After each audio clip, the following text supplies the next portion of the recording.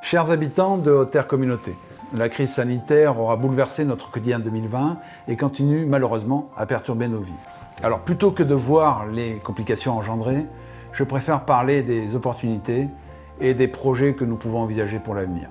Plus que jamais, la complémentarité, la solidarité, l'entraide doivent nous guider dans nos actions. Je l'ai déjà évoqué souvent, mais l'intercommunauté n'a de sens pour moi que si elle apporte plus et nous rend plus forts pour affronter l'avenir.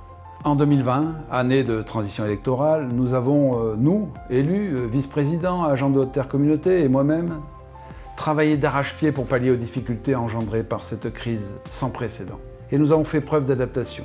Dès le début, le fonctionnement de Haute-Terre Communauté a été revu. Des adaptations pour aider les acteurs économiques ont été mises en place. Depuis mi-décembre, l'opération Chèque Relance, que vous pouvez récupérer dans vos mairies jusqu'au 31 janvier et dépenser jusqu'au 31 mars, vient en appui au commerce local.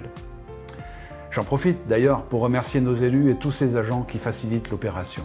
Mais regardons vers l'avenir. Demain, c'est l'opération Petite Ville de demain mise en place par l'État, auquel 4 de nos cités ont été lauréates. Ces 4 villes vont bénéficier de l'aide de l'État pour des projets structurants, en appui avec la cellule d'aide que nous allons mettre en place aux communes. Demain, c'est la création de la voie verte, qui de Massy à Collioran et à Prat-de-Bouc, conçue comme une artère nourricière, irriguera notre territoire et renforcera l'attractivité touristique.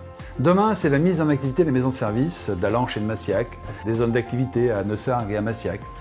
Enfin, ce sera un programme fondamental, c'est le lancement d'une opération d'amélioration de l'habitat qui permettra de mieux valoriser nos habitats et de faire des économies d'énergie.